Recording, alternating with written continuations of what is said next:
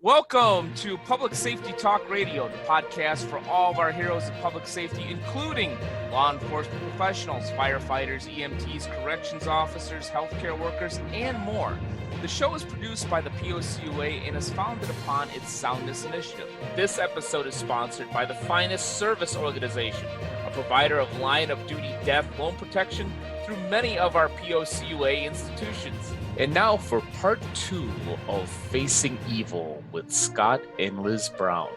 I'm Jim Bontrager, Vice President of International Conference of Police Chaplains. You had him quoted, those who make this journey together share a special bond that only they can fully understand. And while I never went through it vicariously, I can completely understand that. During the time of writing Facing Evil, was that bond strengthened, tested, or both during the process? All of the above. Yeah, I think we decided it was both. Most of the time it was tested, but by the time the test was over, it was strengthened. I know for us, we had ups and downs. We argued, we fought over it. Without her, it wouldn't have gotten written, just simply because with that trauma, my memory sucked. Yeah. I'd forgotten complete details. I'd mixed them up. I mean, just completely screwed the pooch on several of the details. And luckily she was my rock during all of it. And once you read the book, you'll realize somebody told me the book was a love letter to Liz. And I actually thought that was awesome. Yeah. But yeah, so it was tested. Several of my friendships strengthened more out of it. Mike Simmons, Moose in the book, he was Mike Davis's partner. He was basically me with Placer County. We were solidified before. Him and I agreed a long time ago that him and I have a friendship and we have a shared experience that I will never have with anybody else, and nobody can even come close to, because we both know almost exactly how each other feel regarding a certain situation. And I can't explain it to anybody. Even Liz, I mean, you know, her and I, we've been together since we were 18. She's the person that I love the most in this world. And again, we will never share an experience like that, thank God. But I could also never explain it to her in a way that she would understand. Again, thank God. So that friendship was solidified even more through this book process, several of the friendships throughout the book. But sadly to say, there was, at least one or two friendships that, whether it was because of the book or because of other reasons, because of their own personal thing, I'm not sure, but we actually lost a friendship or two over this as well. And as sad as that is, I just got to believe that they were dealing with their own demons and I was just a sounding board. Yeah. It is too bad. And I do grieve for that loss, but I still believe that the good that's going to come out of this thing, I guess, was worth the loss, as hard as that is to say. Yeah, I am of the opinion, and many people have agreed with it. Some others, it's not too popular, but it's my opinion that we're all mentally ill. It's just a matter of degree. Some of us can function, others not so much. But with that thinking, when you come across somebody who has, who are dealing with, as you alluded to, their own issues, you just pray and say, I hope that you get the help that you need. But, for the time being, while I'll pray for you, I don't necessarily need to be around your unique brand of crazy. I don't think there's any way you can go through any of the first responder careers or military for any length of time, really, without coming away with some sort of, I don't know about mental illness, if that's going to make people upset, but some sort of trauma, some sort of, to say it doesn't change you. If people say that, they're lying to themselves and everybody else. And it is what it is. But I agree that it does change people. Everybody has their own baggage, and it just depends on how they want to carry it. Do they want to, carry it in something that weighs them down, or they want to carry it in a backpack that helps spread the weight? You know what I mean? Yeah. Getting to a lighter, but definitely a lot more important question. Liz, how much of a pain in the ass was Scott during this process? I go. Yeah. You don't have to answer that. Never mind. We'll go on. I mean, No, it's fine. well, and we kind of talk about in the book too, is the crazy part is he just didn't know that he was not, I mean, I'm being PG nice. He wasn't a very nice guy. There were a lot of times and I had to kind of keep reminding myself, it's not about me. Yeah. It's not about me. What's going on? Some days we actually got to the habit where we would call him Danny days. And if he came home and he was exceptionally off the hook, sometimes he would recognize it and just be like, it was a Danny day. And it might have been, he drove down a street that he and Danny, arrested somebody on, and it's not always the bad stuff. Like it was a good memory. Like this is where we got that guy, or this is where we chased down that guy, or that's where he tripped and fell, or whatever it was. There was some great scenarios because when your office is the streets and you can't avoid driving down the streets and driving through your office, the memories come. And so some days they were good and happy. And sometimes it was like that loss of his friend and what could have been, because they had their goals. They had a career path. Danny was 3 years from retiring and basically looked at Scott and said, now that you're with me, like, this is it. Like, you're not promoting, you're not changing. It's you and me, dude, like 3 years. And after that, you can do it, gave him permission. He was such a big brother, gave him permission. And so there was a loss of what Scott felt was supposed to be happening in the 3 years. So then in these 3 years that he could have been with Danny, that loss every once in a while would be overwhelming. But then, we have 3 young kids. Now they're 13, 10, and 8. But, say 3-4 years ago, kids are being kids. And when daddy's a little stressed and things are at work, they don't get that. They don't understand it. And unfortunately, our kids have grown up with death now. They've grown up with the idea of losing an officer, that's a real thing. And so when your oldest even says to, Dad, when are you going to retire? And we're thinking, oh, you're excited. And Scott's like, well, why? He goes, because I don't want to fear losing you anymore. That's a really hard thing as parents. Broke my heart. Yeah, to go, there really isn't much we can do to change your mind. Like, yeah, that's a real fear. It is a real fear for all of us that daddy is in a career that someday he won't come home from. But even as a marriage, there got to be a point where I wrote it down, and we talk about this. Like, I couldn't tell him anymore because as an officer, when I tell him what's going on, he's already solving my problem, right? He's already 5 steps ahead of me. This is what he does for a career. So I learned for my own sanity, I had to write it all down because he had to sit in it and he had to read it and he had to understand what my concerns are and what I was feeling. And honestly, he was shocked. He had no idea how bad it had gotten. He had no idea how sad I was and how frustrated, and just, I'm like, I want to support you, but I'm having a really hard time supporting us. And nicely, it almost said, like, maybe we need to take a break. Thank goodness for me, I am the lucky one that all it took was that letter and him being basically hit in the face with it. It was an instant change. Not literally, no mandating reporting. But yeah, it was. I wouldn't put it past Liz hitting you in the face.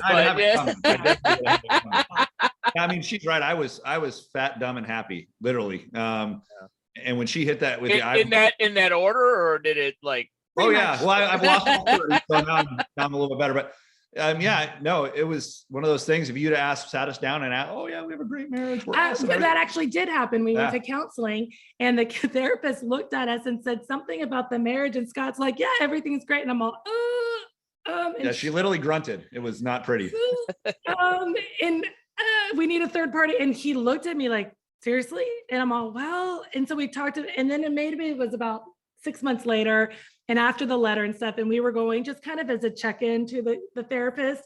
And on the way there, he looked at me and goes, so we're on the same page, right? Like, things are good, or am I going to be like shocked again? I'm like, no, baby, we're going for other reasons today. Like, yeah. but am I going to get kicked in the nuts again? Or yeah. I go back and get my cup from my baseball days. Yeah.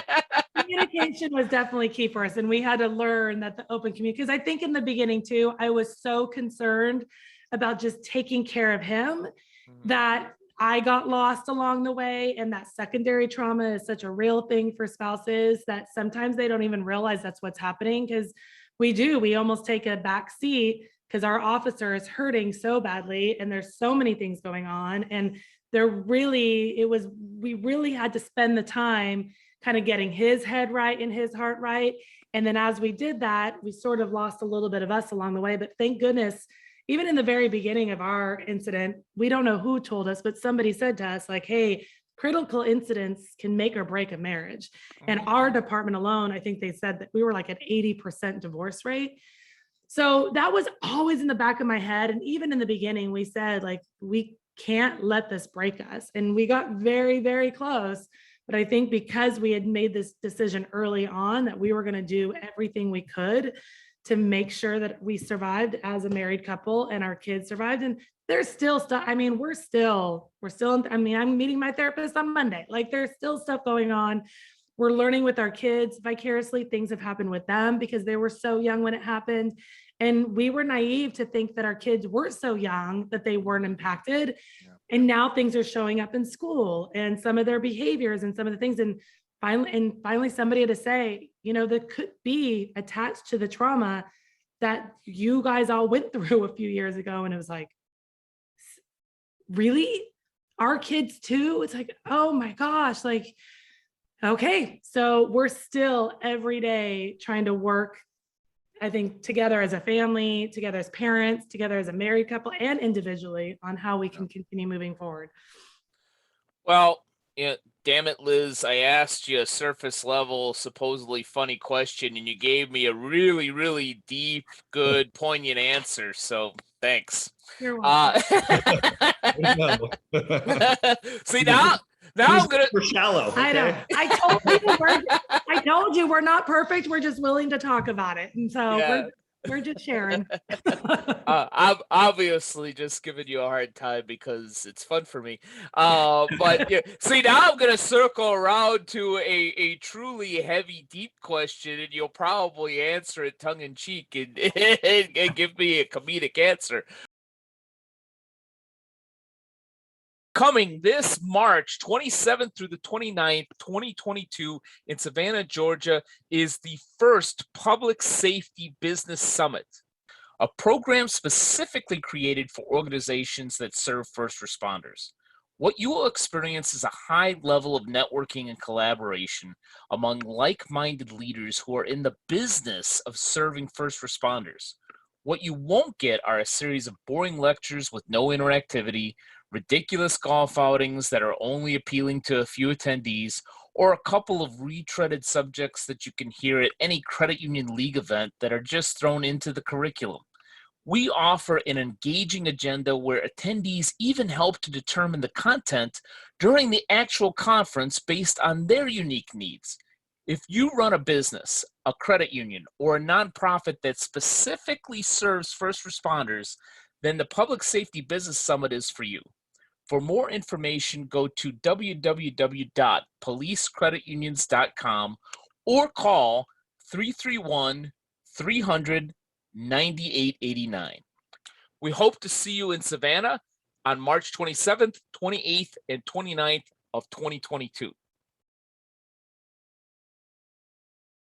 I remember, and I don't remember exactly where in what context I remember you saying this, Liz, but I remember you talking about the trial connected with this case, and that the accused, we'll call him, you sense so much evil in the room that you could feel the evil from him. And a question that I ask a few of my select guests, it's usually my true crime podcasters that were in law enforcement or prosecutors and so forth that have dealt with this on another level sometimes. But after this experience, after writing the book, after really digging into this, and you mentioned your faith, Do you feel still that the world is a good place with just some evil here and there, or is it an evil world with just smatterings of good that you got to look for? Honestly, I think it's the latter. I think, or the, I don't know which one was the first one. I'm sorry. Former. Honestly, I think there's more good out there than there is evil. And I mentioned this in the book as well, but I've arrested thousands of people over my 20-year career so far. And the majority of them, I don't look down on. I don't see them as evil. I see them as somebody that made a mistake. It's my job to call them on it. Hopefully they learn from it and I never see them again. We're one of the few jobs where I can look at somebody and say, I hope I never see you again. And it's actually a good thing, right? Yeah. And I don't judge them. Like I said, I don't think they're evil. I think they have an addiction. I think they have this, that, or the other thing. And they made a mistake. They have to be called on that mistake. I don't believe people should get a free pass. Consequences are part of our world, but I don't think they're evil. I do believe that there is evil out there though, too. And it's rare that there's just straight evil and that we come across it, but it is out there. And we can all point to our careers, and come across those people, usually it involves a kid or something like that. But in this case, I truly believe, I have no doubt in my mind that man is pure evil. That was actually the original title, was Pure Evil. And we changed it obviously a little bit, but everybody that ever contacted him, everybody that saw him even on TV, we go speak for cops, the concerns of police survivors at their traumas law enforcement classes all over the country during their line of duty death sections. And we'll mention it. And afterwards on breaks, we'll have people come up to us. And I remember seeing that guy on TV. I was yelling at my TV. I wanted to throw stuff at my TV just from looking at him, not mention just being in the courtroom with him. And Liz can talk about it in a second, but like she said, when he walked in there, I feel like the ambient temperature, just the feel in the room changed almost instantly. And the just everybody in the room just like cringed. They felt dirty, like they needed to go take a shower when they were done. The hard part for me, I'm sitting up there testifying, and some of the stuff he was yelling at me, which was mentioned in the book, and I'm sitting there with my gun on my hip. He's only about 10 feet away. But we're not those guys, right? We're not, that's right. Why we're sitting on one side, he's on the other. But to think I didn't want to jump over that podium and go, have a discussion with him with my fist was, to say the least. But yeah, he was an evil man. And, but I do believe most people are good. I still believe, and we talk about the blessings that have come out of this. Would I change that day? Of course I would. Would I change the outcome? Yes. But I can't. And it took me a while to come to grips with that, but there's things that I can't change. I can't do. I might not even know why. When I go meet my maker, that'll be one of my questions, and it's not for me to know here. Right. But there have been some amazing, amazing blessings that have come out of that. And luckily, through whether it was somebody else or our own open eyes, been able to recognize it, see it, and count those blessings, including people and friends that we met along the way that I wouldn't have met otherwise. That was one of the things when he testified, the first time he testified, we didn't have a lot of warning and we really weren't kind of sure what it would be. And it was just my mom and his parents and a couple friends. And it was during the criminal phase. It was during the criminal phase. And I just remember leaving going, oh, we really are fighting evil in that courtroom. And so the next time Scott was on the stand, I called friends, families. During the penalty phase. Well, I'm just trying to be accurate. The penalty phase. I just put it out there and I said, prayer warriors, either pray at this time or be in the courtroom and pray, because what a difference it was. And Scott said he could feel the difference when he could look out there and see all of us and the love in our faces and the prayers that were coming from us. And we really did feel like we were fighting evil with good. It was I had never experienced that before. And I pray that I never have to experience again, but others that were there, they said they felt the same thing. It was you were in the presence of evil. Well, I think he even felt that we had more support on the second one, because that was probably the nastiest he was to me, was on the second time. Yeah. And I think he somehow just knew that there was more support in there, and he was trying to overcome that, and he failed miserably. Yeah. But I think that was part of it. Yeah. So what do you want readers to truly take away from this book? Well, there's several things. In an idealistic, if everything goes the way I want it to, I hope that it saves careers for that guy that's going down that bad path, whether he went through a traumatic incident or just 20 years of every day, which is a traumatic incident for the average person. And he starts seeing that there's no hope, or there's no, I'm mad. I hate the world. I'm not going to, there's no options for me. Hopefully he reads this and sees that there is support out there. There's therapy, there's counseling, there's different forms of peer support that he or she can go get and recover and have a somewhat successful career after something like that. Right.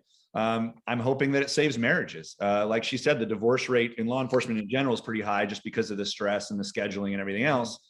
And then you add any type of event to it, makes it worse. And we're hoping that, like she said, we didn't do it 100% right. I'm not sure there is 100% right. But we're still here. We still love each other. We're still married after something like this. And we're hoping our experience and some of the things that we mentioned that we did right and some of the things that we did wrong in there resonate with somebody. And maybe they either see it themselves, or when they come to an event, they remember that and say, hey, I remember what Scott said or Liz said. I'm not going to do that bad stuff that they said, and I'm going to remember the good stuff, and let's try to go that route. And maybe it saves a marriage. That would be awesome. And then the third thing for me was maybe it saves a life. A lot of people don't like to talk about it, but suicide is huge in law enforcement, and it's only getting worse. And for that guy or girl that is thinking about the end, is thinking about, ending it, they read it and they realize, that there are other options there. You can get through it. There is light on the other side. I mentioned it in there, and I'll mention it again. Prior to this incident, when somebody ever mentioned suicide, or I heard a story, I could not wrap my head around it. I could not fathom how somebody would get to that point. And then after everything that happened, I had a supportive family, direct and indirect. I had a department that treated me well and actually did what they were supposed to do, because there are ones throughout the country that don't.